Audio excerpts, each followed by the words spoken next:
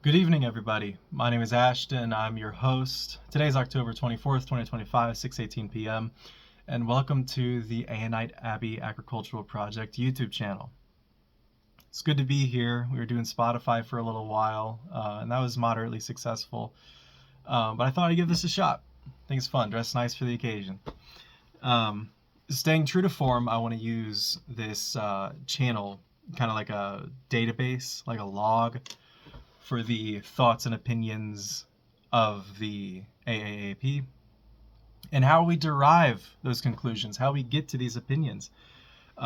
So the thought I'd like to share tonight, the discussion I'd like to start, would be one from this economic perspective. This is something that, if you listen to the Spotify, you'll know I've been really trying to understand lately, is this economic position that we find ourselves in, and how we got to this point. But we have a tool that can help us, and I'll share what that is in just a moment. But what I mean exactly by this sort of political economy, this dichotomy that we exist within, these two forces that seem to pull each other, what I mean specifically is that humans make up a politic. We make a political body. We have humans that are the presidents and the CEOs and the leaders of this body, who find themselves with the capacity to exert this type of authority on others, but also more specifically on resources. And that's the point of what I'm trying to get at whenever we talk about economy, is I mean specifically resources. That being said, wealth derives from the resources that are available to one's conditions, one's circumstances. This is the same with us individually. The resources that I have accessible to me, the resources that the family has, what the neighborhood has, extend it further and further to the township, to the city, to the nation, to the globe, all these things. So what we have access to, that's what our economy is made of, okay? So what we find is when we interject with the spiritual perspective, like what a lot of you know me from, is we have these they seem like two distinct, very separate ideas. But my point is that they're really not that far apart. Actually, if you find wisdom in the spiritual exercise, then you'll find a lot of wisdom in the economic exercise, the political exercise. And so that's the point of the AAP, is to show that the political, the philosophical, and the religious really are not that far apart. They're very, very close to each other.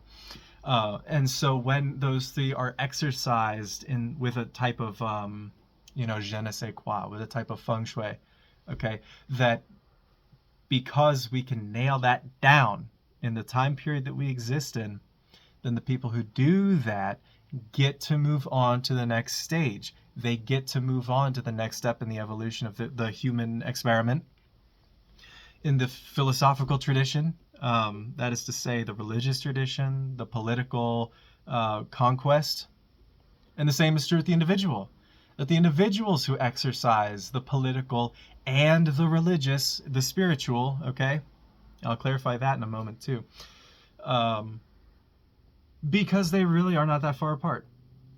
Let that be our thesis for tonight, okay? So, what we find ourselves in, now, for those of you unaware, I'm speaking directly to my close affiliates here, okay? So people who I talk to regularly.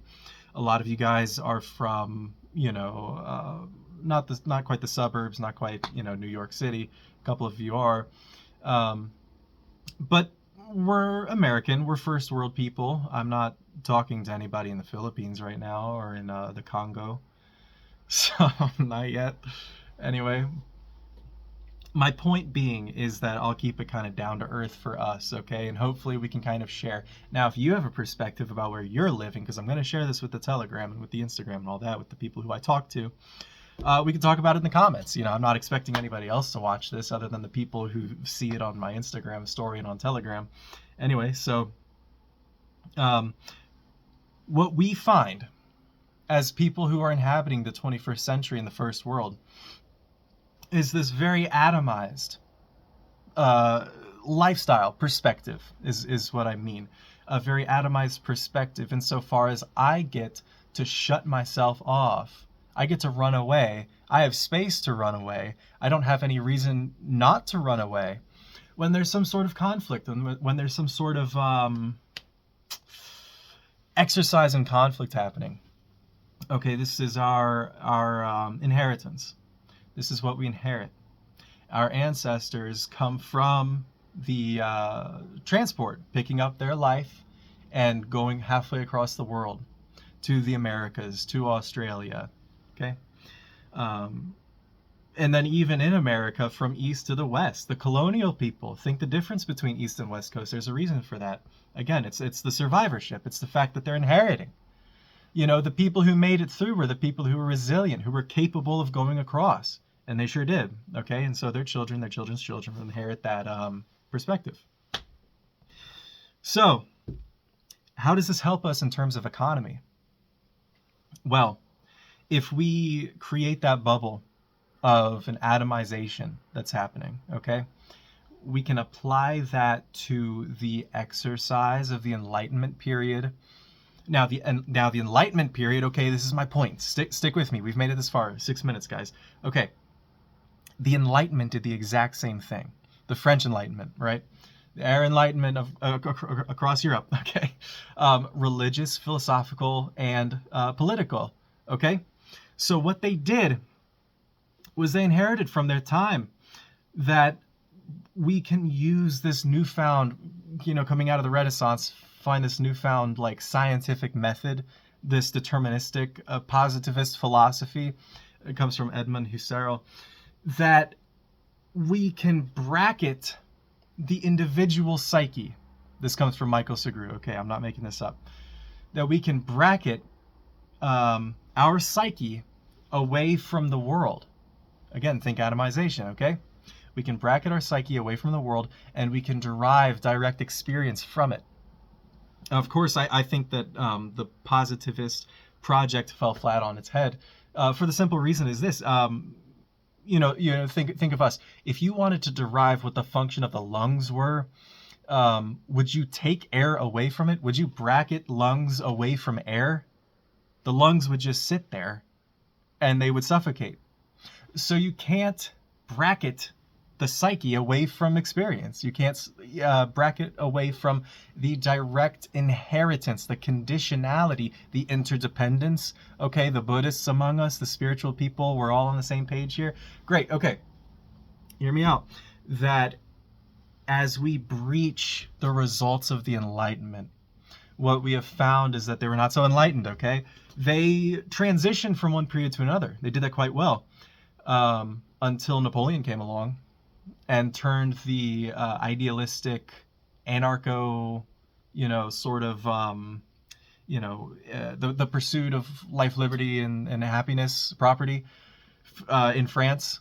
He took that and spun it into this sort of, like puzzle pieces fitting into make one big picture. So how could Napoleon have done that if the Enlightenment had tried to reverse it? Then we get into dichotomy. We get into the rubber band, okay? The rubber band being that if you try to do something, the exact opposite will happen 3 generations later, 2 generations, however long. So what's my point? The same rubber band is snapping back for us today. That we tried that experiment. We tried atomization. In fact, it required atomization for America to become colonized, for the people to leave Europe, to actually think about it physically, to physically lift themselves out of Europe, haul their ass onto a boat, and then go to the Americas to inhabit it, to take and engage in resources in America, and then from the east coast of America, travel west, travel to the opposite side. I'm watching a show called American Primeval, and it enlightened me to the realities of colonialism, which I think is why I have this kind of context associated with economics. insofar as seeing these people live off of absolutely nothing, traveling across the prairie, across the straight meadows. There's no town for miles and miles and miles. The very first forts are being founded. Think about it as if you were observing some sort of objective phenomena happening, right? These species are crawling across this terrain. It's very fascinating. And so imagine what's happening metaphysically. Imagine what's happening spiritually to these people. Okay? Not only that, but what's going to happen to their children and their children's children. And then you end up with here today. Okay? Right? So all of this to say is that there's a very specific feeling that's evoked out of all of this. It's almost as if these human communities were ripped apart and then mushed back together. They were torn apart. These people spread out, and then they grew until they intersect again. And so now we're living at the point where the whole globe is occupied. We are, in fact, in danger of running ourselves out of resources. That's what the people who are about the climate change are talking about. Okay? They've taken this atomized perspective. There actually is, in fact, a human species who can drive the planet extinct of its resources. Think about that. Okay? So where does the Abbey intersect in all of this? I wanted to set the stage for this world that those who are the Abbey inhabitants, the Aeonites, are inheriting. Okay, that it's not so much a spiritual, objective sort of, us versus them collective. All of this is how we derive our definitions. Okay, the people who do pass through the filter of time into this next step in human evolution are the Aeonites. That's how we find them. And we can derive what they will look like from what's happening now. We can derive what their philosophies will be. We can derive what their opinions will be. We can do all of that based on what we do here now. That's the difference between this Aeonism that is, growing and becoming fleshed out as we continue to experience them, those of us who call ourselves Aeonites. Okay, that's the difference between us and someone who happened to stumble upon the works of Jung, upon the works of, eclectic kind of Buddhism, the Gardnerian Wicca types, right? They want to have their spirituality. Nothing against them, because this is not us versus them, right? It kind of is. It is. Okay. Let's be for real. The Aeonites are the ones who go outside, right? They're the ones touching grass. They're the gardeners. Okay? I don't see the Wiccan people doing that. I don't see them doing that on behalf of Wicca. I don't see the Buddhists doing that. I see the Aeonites doing it. I see me doing it. I see my close associates doing it, having this plan, this conviction to go out and to interact with the world, because we're not separate from it. In fact, these people, it is personal, because these people who pick up these books, it's not on them per se, it's on their conditions, but it is on them, okay? It's time to hold ourselves accountable. That at the point of intersection between ourselves and our beliefs, right, there's a connection that's made between the people. They can choose to take these things, and where does it lead them? Where do they lead it? Those two things happen simultaneously. If you find yourself spun out of your own psyche based on what you believe, it's not worth believing. Okay? Let's be for real. It's really not worth believing. It's time for real life. It's time for us to inherit. That is the whole point of this project. Okay? So to these people, you might feel like I'm talking to you.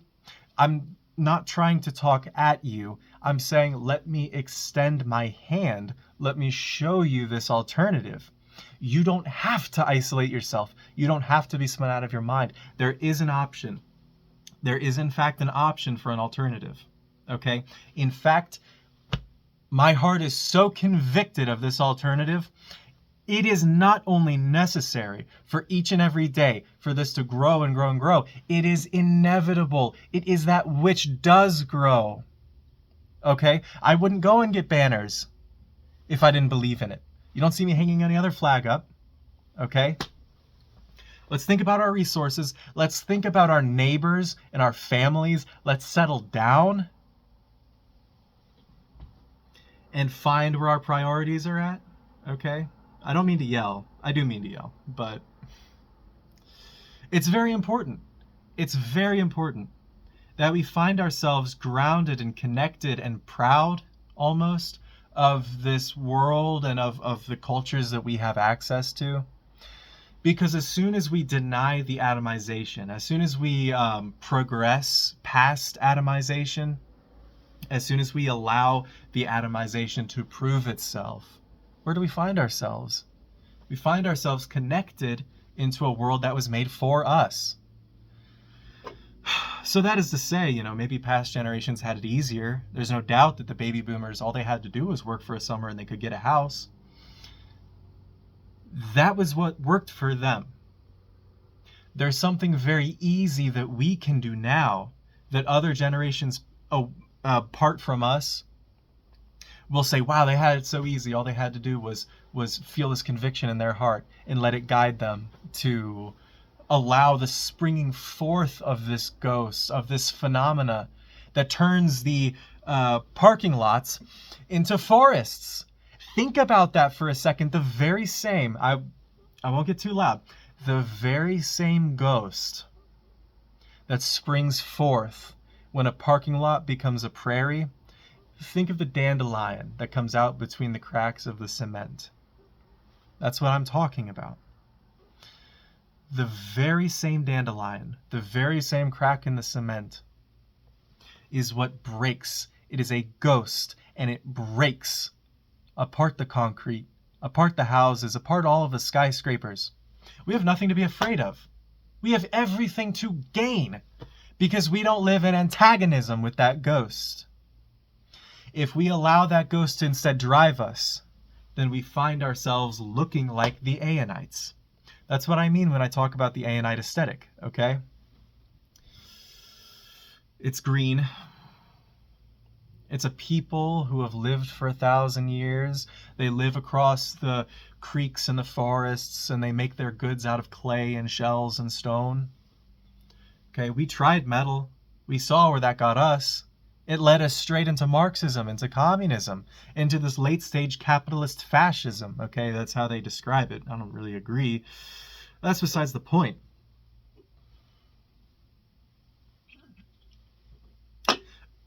Guys, this episode is sponsored by HelloFresh. Redeem your free HelloFresh package today with code AEON in the checkout for 20% off. Okay? So we can spell out the economic situation like this. The Marxists did it first. The Marxists were the ones who say that first we started in tribal communism, something changed, something came to fruition. Suddenly we had, the slave societies, then the capitalist societies, and then the industrial capitalist societies. Then we'll have Marxism someday. I disagree. I fundamentally disagree with this point. Insofar as by playing prophecy, again, this also comes from Michael Segru, Dr. Michael Segru, in his talk on Marxism. He critiques and says that Marxism plays prophet. Marx does this purposefully because it is a justification that we can sacrifice the present for the future. So in that sense, it seems that all of history has been Marxist. And in a sense it has. Because in a sense, all of history has been people... these heads of states sacrificing the present to get to the future. Well, the future never comes because you can never get to the future. Of course, we know this. We're spiritualists, right, guys?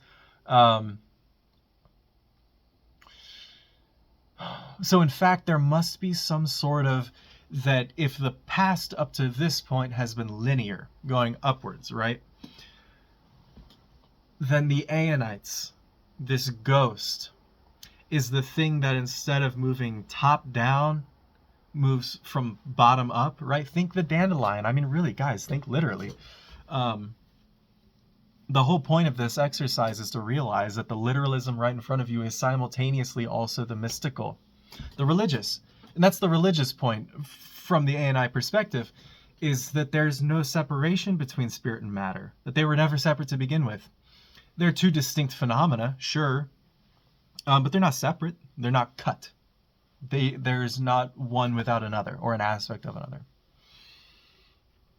But I digress. I want to describe sort of this nitty-gritty, sort of very rough draft conception that I have of the type of political economy that'll be acting as this transitional stage, this abbey that I'm talking about, right? Because the abbey is still connected to the world. For those of you who don't know, an abbey is an old Catholic word meaning where, monks or nuns live. So in this sense, what we find, of course, I use that word on purpose because we're a very devout religious people. We're not Christian, we're not Catholic, neither are we Buddhist. We are the dandelion that sprouts from the crack in the concrete. If you ask it what it believes, it's still growing right in front of you. It's not going to answer your question. It's going to keep growing right in front of you. You can do that too.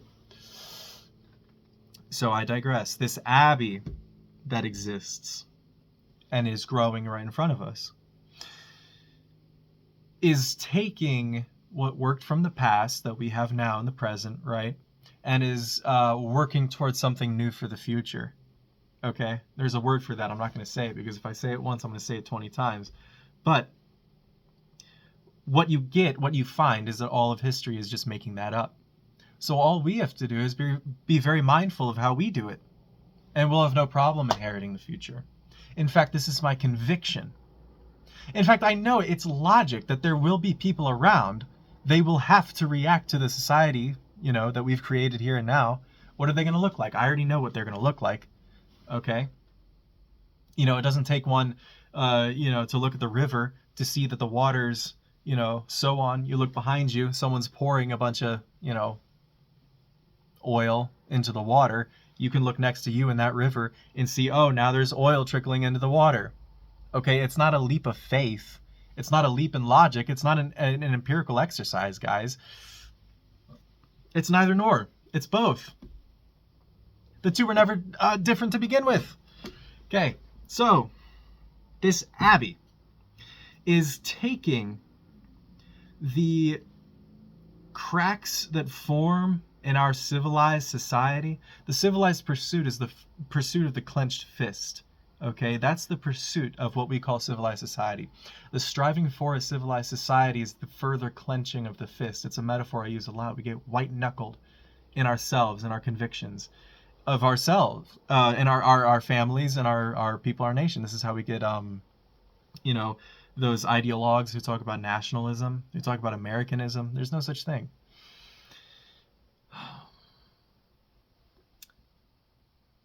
The people who are gentle, the people who have the capacity to be gentle, the ones who can step forward into those cracks that are made when we clench our fist. Because even when we breathe deep, if we're hyperventilating because we feel like we're going to die, oxygen still gives itself to us. Even when we feel like we're going to die. The same is true with these people.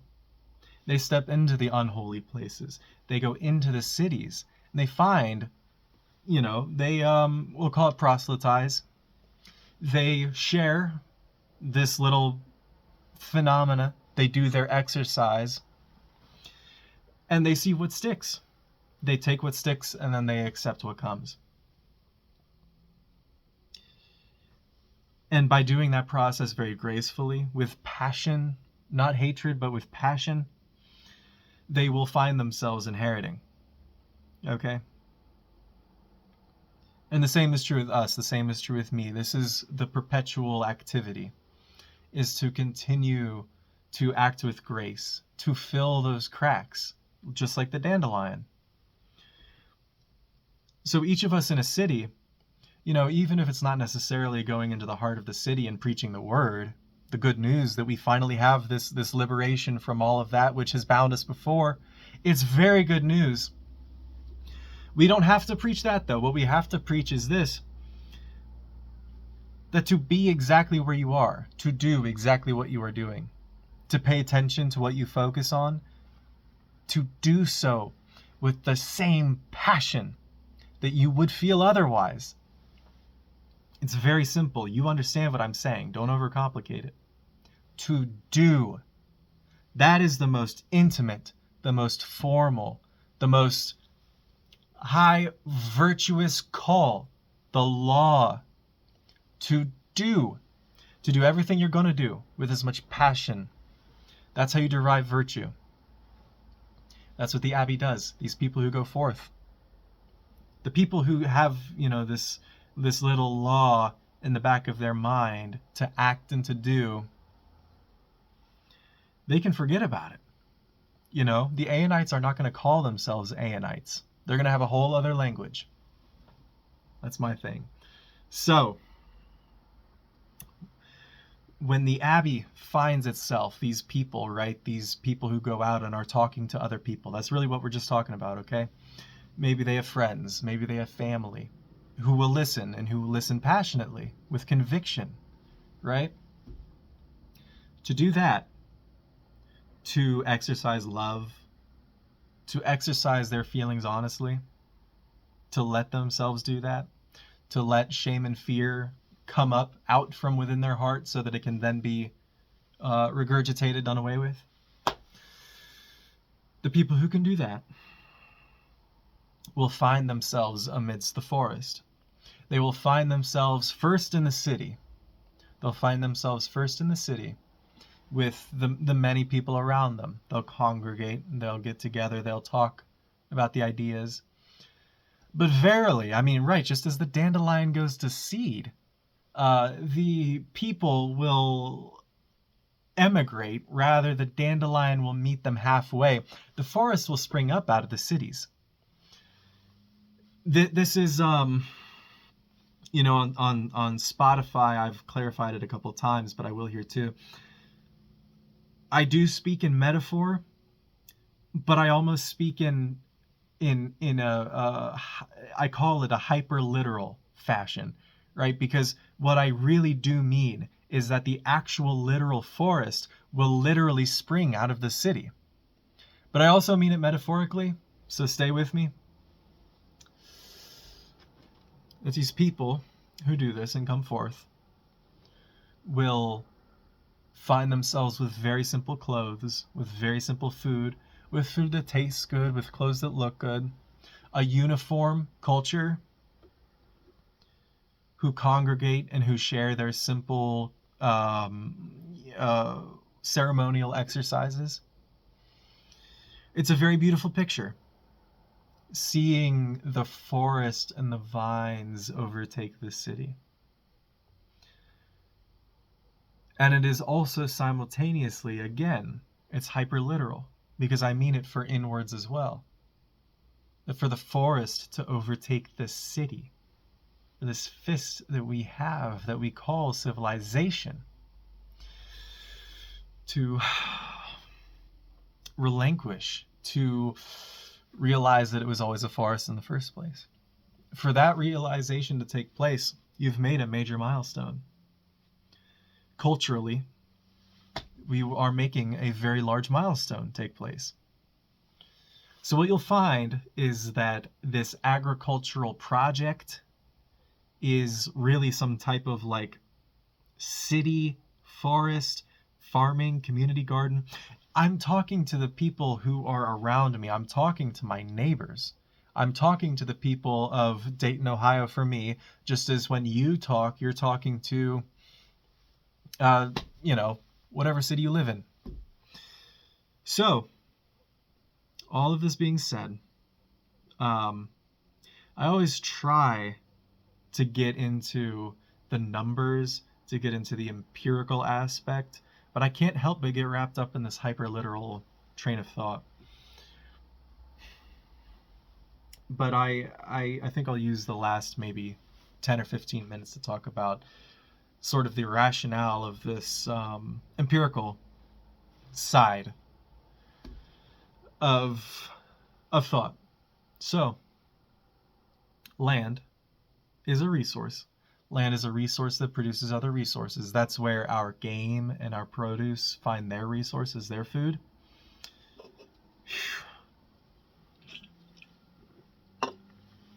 So we see a closed loop, right? Corn is a heavy feeder crop. That means you have to have a lot of compost year in and year out for corn to be a viable option to grow without depleting your soil, right? So thinking about these, this transfer of resources economically, there's almost this sort of dance that comes along with it, right? Because if I'm jumping from this corn that I'm planting then to what's going back into the soil, right? The corn is feeding me. I have to feed the soil. This comes through composting, manure, right? I mean, you're literally turning it into compost, right? But I think more profoundly, this sort of passive way of doing this, that's sort of the goal of the AAAP, is this passive boycott, a passive reconciliation with the internal and the external. Don't let me get caught up.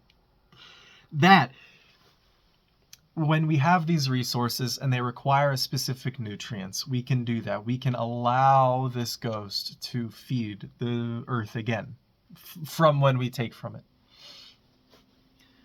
So that being said, when we transition from this very efficient economy, right? That's the economy we live in today. The economy in present day is always the most efficient because that's where entropy goes. It's towards the most efficient. So, if our economy today is very efficient, how do we reconcile the fact that there's so much waste? The fact that there's,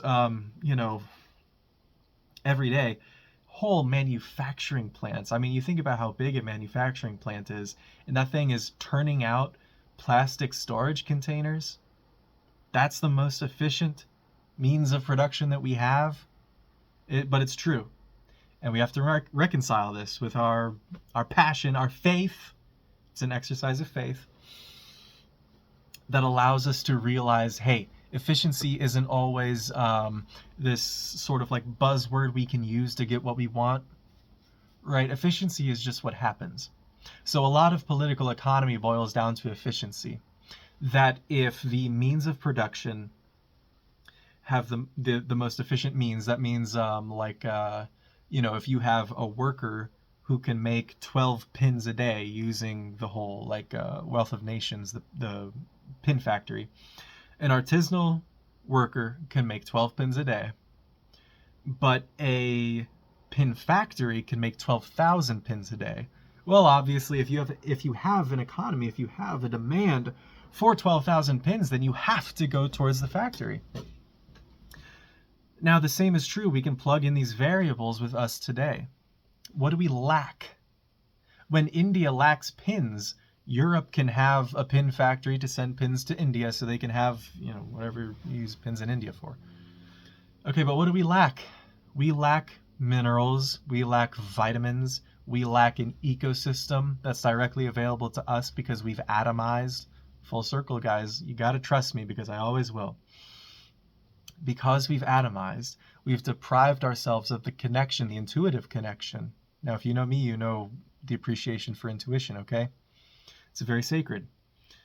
The intuitive prospect that I know that there's a threshold in my gut that tells me that I know that my ecosystem is intact, that my rivers are clean. When my rivers are clean, I feel happy, right? So I can find surrogates like, making YouTube videos or making Spotify videos or making, plastic containers. But at the end of the day, the most efficient thing will happen. That when Earth is sucked dry of these resources, it's not like linear where it'll just keep it and then it'll explode, right? The Earth is not going to end because we decided to make too many plastic containers. The truth is, the faith we have in our religion is the same faith we should apply to our economics. That being said, we should trust that it will evolve and that we are simply riding the wave to inherit it, right? That we will become integrated with people. These blockers that we have, this tunnel vision we have between people that prevents us from being close, from being brothers and sisters with each other, will start to melt. And once again, we'll have the capacity for this society who can act with passion and instinct without second thought. The moment we have that. Well, now, what does that look like? Okay, take a wild guess. Those are your hunter-gatherers, right? Think of all the birds. They don't worry about how much seed they eat. They eat as much seed as they can in the day. So the political economy that we can derive from this sentiment is this: that we'll find ourselves at a point where we do not have to think about it. In fact, you think about the people making the plastic bins, they don't care. If you told them, oh, those are going to end up in the ocean, what are they going to say? I have to make my bottom line. I'm not thinking about the ocean. The same is true for us, because the capitalists that we exist within will come to us and say, well, don't you know that, you can't survive off of corn and friendship? And then we say we don't have to think about it. Okay? Society is working to pull you apart, capitalist. The society that's emerging, that's growing, this dandelion, you can plead with the dandelion. You can say, oh, there's no resources in there. What are you doing? But it grows. It grows nonetheless. Folks, how fun. I did about 20 takes. And this one's stuck. I think my phone's running out of storage. Good talk. As always, thank you so much to everybody who decides to watch. Please let me know what you think. I hope this is a more interesting dynamic than the Spotify was, where I'm just kind of yapping about the same kind of mystical nonsense. I want to have a log. I want to have people ask me questions. That gives me more of a direction to go in. When I say economics, it's like, like shit, you can talk about you can talk about corn and you can talk about dandelions. You can talk about pins. It's very vague. So ask me questions. I would love to answer them. And without further ado, thank you so much for watching. I will catch you next time.